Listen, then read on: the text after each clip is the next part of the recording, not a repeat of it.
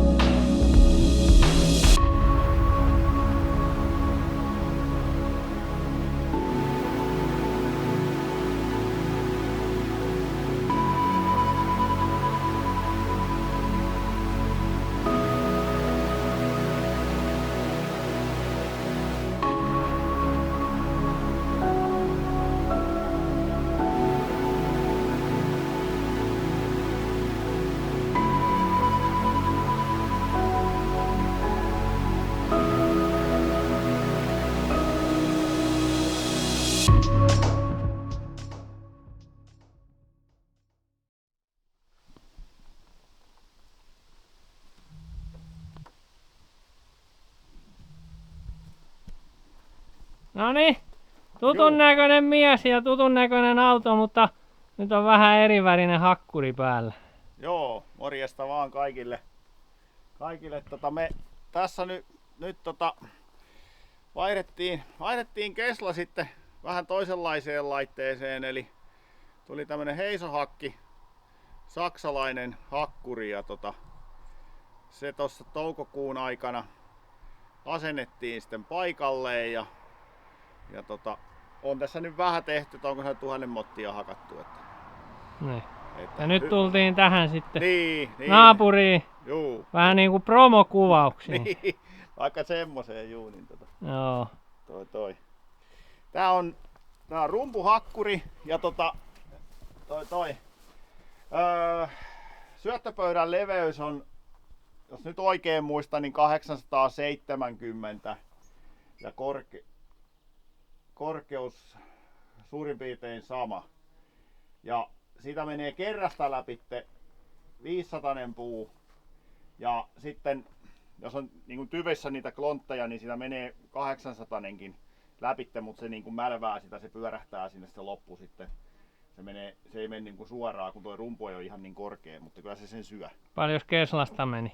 Siitä ei mennyt kuin 40 senttinen. Niin, että melkein 2 kertaa isompi menee. Niin, että niin kuin, mutta se niin kuin suoraan menee se 500 puu. Ja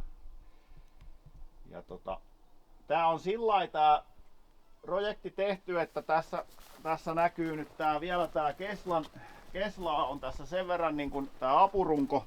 Tää on nyt saman levyisenä saatiin tää hakkuri. Tätä on täältä jatkettu tätä apurunkoa. Tehty tämmönen pätkä lisää. Etupää on ihan paikallaan. Sinne ei ole tullut apurunkoon jatketta. Tässä nämä korvakkeet ja nämä on rakennettu. Ja sitten toi voimalinja tuolla alla, niin kartaanit lyhennettiin ja jakolaatikko on sama. Tästä puuttuu ainoastaan enää tästä koneesta tämän hihnasuoja. Se on nyt tulossa tuolta tehtaalta. Se asennetaan paikalla, että tommoseksi se ei tule jäämään, että se on vaarallinenkin, mutta Joo. päästy Testikäytössä voi tälleen tilapäisesti käyttää. Niin no. Joo. Niin, Ja alustahan sulla muuten oli ihan sama, eikö se ollut? Alusta on ihan sama ja nosturi on ihan sama. Joo. Eli katsotaan vähän tonne sisuksiin. Niin nähdään vähän minkälainen tekotin se on. Sulla on joku pieni ilmavuoto täällä, kun vähän sihisee. Sieltä on mennyt nytin tän puolen paljon rikki. Mulla on se kotonakin jo, tuli eilen, mutta täytyy saada vaihdettua se. Niin ettei paljon jostain näe. Niin ei se oo kuin ryhtymisestä vain. No mäkin kiipeen sinne ylös. Joo.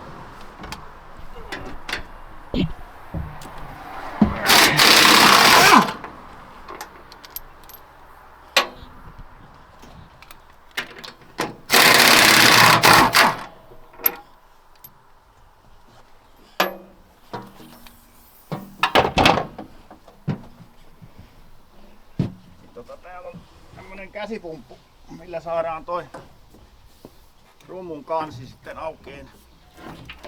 Ja niin se aukee noin. Juu. No joo, ei käsin kyllä kauheasti enää nostella. Ei. Eli täällä näkyy nyt sitten rumpu ja tässä on tämmöset pikavaihtoterät. Mäpäs näytän, siellä on siellä sun jalkojen alla siellä laatikossa. Niin se on tämmönen se terä. Ja näitä on 10 tuossa rummussa. Aika pienen näköiset. Joo, niitä pystyy terottaa ja lavellilla tässä paikan päällä ja sitten terävirmo pystyy niitä kans terottaa. Et se vaihdetaan sillä lailla, että tästä otetaan nämä 2 ruuvia löysälle, niin sitten pala lähtee välistä ja uusi tilalle. Teränvaihto on ihan helppo, mutta tää alaseulan vaihto ei olekaan enää niin helppo. Siis missä se on? Se on tässä tää on nyt millä sitä palakokoa säädetään. Ja no se on tää 4 pulttia auki. Sitten se lähtee sieltä, kun sä väännät kangella ja se kääntyy tonne. Tää ylärulla täytyy olla vähän ylhäällä. Se menee tonne ja sitten se otetaan tästä, mutta se mun täytyy rakentaa jotain. Se on niin painavaa, että ei tämmönen köyhä poika. Täytyis vähän punttisalilla niin, käydä täytyis enemmän. käydä, mutta kun ei nyt ihan ton takia viittis, niin se on niin raskas, että se ei ole kiva. Siihen täytyy saada joku parannus, mutta Niin, Keslassa taisi olla aika paljon helpompi. se oli helpompi, juu. Sitten täällä on erikseen täällä kannessa tämmönen yläseula. Eli kun se rumpu lyö, niin se lyö myös tähän ja sit niin sitä putoo niinku tästä suoraan sitten taas tänne, ton läpitte. Niin. Ja sit se menee tänne kairoille. Täällä on 3 kairaa, jotka vie sen tonne heittimelle. Sama tyyli kuin Keslassa. Mutta suurin ero tässä hakkurissa on se, että Keslaa pyöritettiin 900-1000 kierrosta, niin tätä pyöritetään semmonen 500-550 kierrosta. Eli tuossa kohta näettekin, niin se tavara tulee hyvin rauhallisesti. Tän käyntiääni on rauhallinen. Niin kuin just ei kuohu tohon kärryyn se tavara. Ja Niin kun on vähän tämmöiset matalalaitaiset kärryt mulla, niin niin, Kesla tuppas vähän puhalteleen sieltä sitten. Niin. Että Ylittää tää sitä tulee paljon tavaraa. rauhallisemmin se tavara sieltä. Että. Joo, ja toi torvihan on kans nyt vähän erilainen, siinä on tommonen hydraulinen jatko. Joo, siellä on jatko, siinä on 70 senttiä tulee teleskooppia tuolta. Ja siinä on sitten kamera ja tuolla on valo tuolla päässä. Ja sitten tähän on, mä voin tuossa pyörää sen verran käymään, niin tässä on kaukosäätö vielä. Eli pystytään kaukosäätimellä ajaan torvea. Eli vaikka nyt ajatellaan, että sä otat sen kaukosäätimen ja hoidat sen kuorman täyttymisen. Niin, just että voi olla apumies sitten, joka hoitaa sen torveen ja sitten hakkurikuski hoitaa vaan ton syöttämisen. Niin, että jos joku iso autokin täytetään, niin se pystyy se kuski sitä Niin. ohjaa. Sehän on ihan viksua. Niin, kyllä. tarkasti, että mihinkä sitä laitetaan. Niin. Ja sitten taas kun ajetaan johonkin ahtaaseen varastoon, niin pystyy toinen ohjaamaan sen torven sinne reijälle. Joo.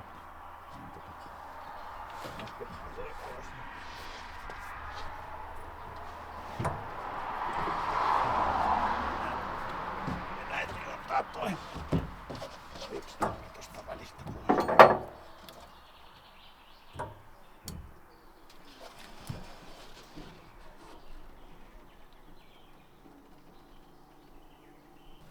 Saako kysyä, että minkä takia ei tullut uutta Keslaa? No, ei siinä siis kyllähän se ihan pelasi, ei siinä sen kummempaa ollut. Ja tietenkin kotimainen tuote, mikä on hieno kun se on kotimainen, mutta se, että sitä samanlaista Keslaahan tehdään, mutta asiahan ei olisi siihen muuttunut niin kuin periaatteessa mihinkään. Että se olisi ollut samanlaisella reijällä ja niin kuin syöttöaukolla ja puhallusasiat ja kaikki. Ja en mä siihen sitten. Niin. Mä halusin vähän isomman ja Eli Keslalla ei oikein niinku ollut tarjota sitten isompaa enää vai? ei, niillä on vaan se yksi malli. Ei tee enää autohakkureitakaan, niin kuin te isompiakaan ollenkaan. Niin, aivan. Niillä on vaan se yksi. Eli se jäi vaan sitten pieneksi. Niin, se jäi pieneksi. Niin. Tossa muuten näkyy ne seulat. Niin tää pienempi on se yläseula ja... Joo. Nää mikä tässä nyt on 80 seuloja. Mä meinaan nyt vielä kuolemaksenikaan muista, toi on 40-60 muistaakseni toi mikä siellä nyt on kiinni. Muistaakseni, en mä muista vielä oikein, mutta siis luultavasti siihen saa 100 seulan. Mä otan vielä semmosen, missä olisi vielä isompi reikä kuin noihin. Kun meillä kuhmosiinkin, niin ei sitä tarvitse hakata yhtään ylimääräistä. Niin mahdollisimman iso palakoko vaan. Kyllä. Niin Semmonen laitos se on sitten heisohakki, että seuraavaksi tossa sitten laitetaan se käymään ja katsotaan vähän, että kuinka sillä toi itse työ sitten sujuu. Mä pistän ton puupun päälle vaan, niin näyttää toi torka. Joo. Joo, eli on tämmönen kaukosäädin, mistä pystyy sitten näitä eri toimintoja, eli tästä nostetaan ja lasketaan.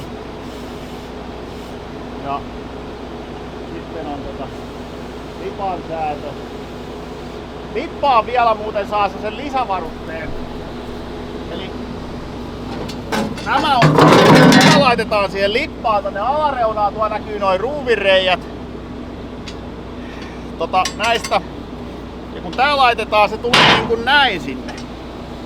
Niin sitten kun toi lippa on suorana ja tämä käännetään näin, niin tällä pystyy ampumaan niin kuin periaatteessa ylöspäin.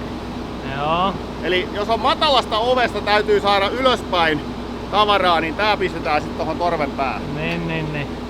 Tää on sitä varten tämä.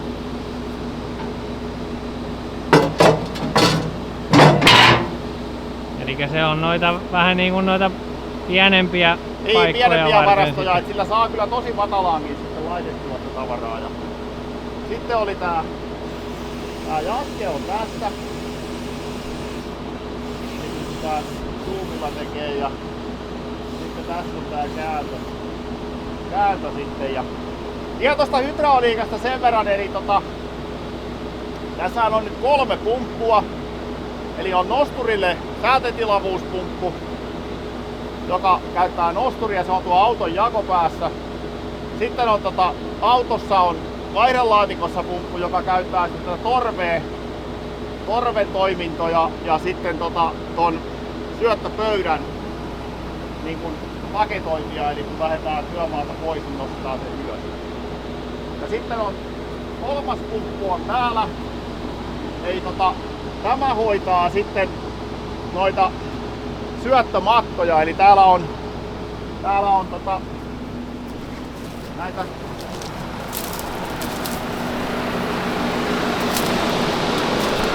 neljä syöttömoottoria, eli ton ylärullan syöttömoottori. Sitten on tässä välissä on pieni matto, sen moottori. Sitten on tämän maton moottori. Ja sitten ton eturullan moottori, niin niiden voima tulee tuolta takahydrauliikkapumpusta. Ja se lähtee toimimaan silloin, kun hakkuri lähtee pyörimään. Joo.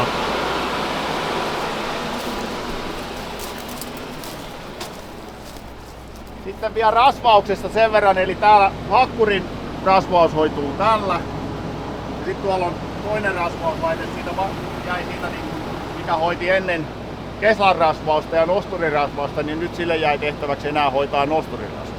Nonni.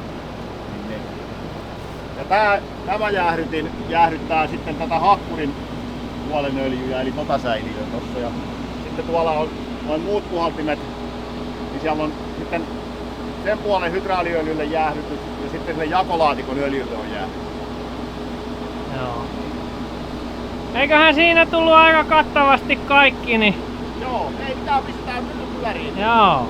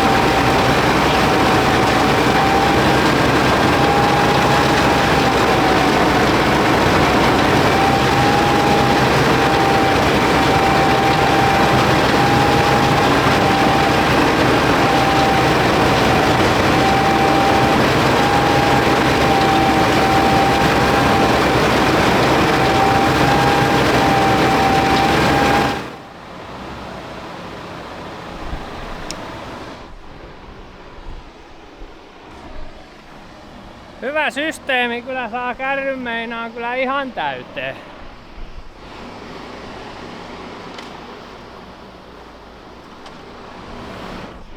Ei jää tyhjiä koloja kyllä enää yhtään.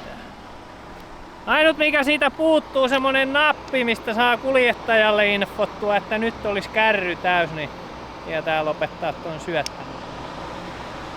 No, puhelimetkin toimii.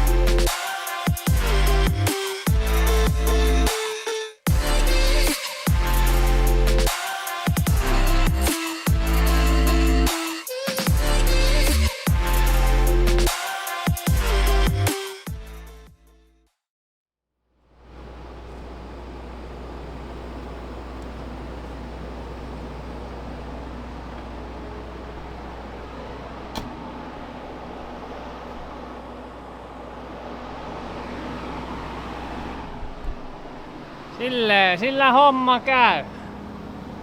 Hyvinhän sillä käy. Tulee vähemmän suttua kuin keslahakkurilla ja kärryt saa täydemmäksi ja kaiken puolin ihan hyvän oloinen kampe se on. Ja toi isompi aukko ton risun kanssa näyttää olevan kyllä aika paljon parempi. Mutta kysytään nyt vähän tuolta maestroltakin mietteitä, että mitä se nyt on tosta tykännyt, kunhan se nyt saa vähän siivottua tossa ensin.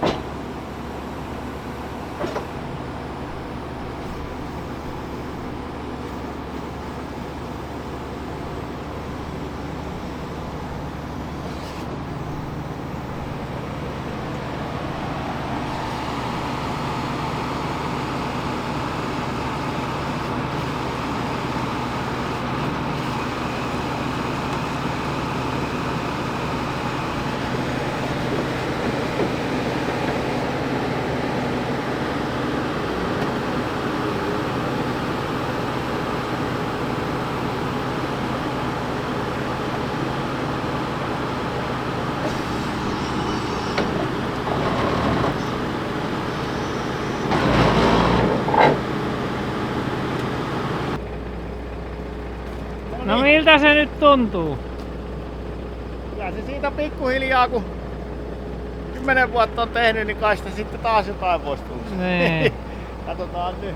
Yksi pikku ominaisuus siitä oli nyt vielä hukassa toi syötön pysäytys. Että... Syötön pysäytys juu sillä lailla, että jos pöydällä on tavaraa, niin täytyisi saada syöttö pysähtyä ja se ohjekirjan mukaan pitäisi tapahtua yhdestä napista, mutta ei tapahtunutkaan. Niin. Se täytyy nyt, just soitin maahantuojalle, niin se oli jo tehtaalle yhteydessä. Joo. Niin ei tarvitse aina niin kuin ajaa mattoa tyhjäksi, että voi sammuttaa hakkuriin. Niin. Se täytyisi olla niin kuin... Niin se tekee muuten sen, että se lyö ton torven sitten tukkoon. Joo, torvi menee tukkoon sitten ja Selvä. Juu, mutta siitä ja... Kyllä se hyvä peli tuntuu olevan. Mä just tuossa höpöttelin, että ainakin kärryt saa paljon täydemmäksi nyt, että tämmöiset pikkukärryt. Joo, se, kun se tulee rauhallisesti se tavara sieltä. Niin... Joo, on se parempi. Selvä, mutta ei varmaan nyt tän kummempaa tällä kertaa, niin katsotaan sitten. Tääkin laitos varmaan esiintyy vielä useampaan otteeseen tulevaisuudessa meikäläisen kanavalla, niin jos kiinnostelee, niin ota kanava tilaukseen ja painele sitä tykkään nappia, jos tykkäsit videosta, niin auttaa taas kanavaa eteenpäin. Mutta mulla ei Petrinkaan nyt varmaan muuta tällä kertaa, niin ei muuta kuin moro. Moro ja hyvää juhannusta. Voi olla, että se on mennyt joku, tää tulee pihalle.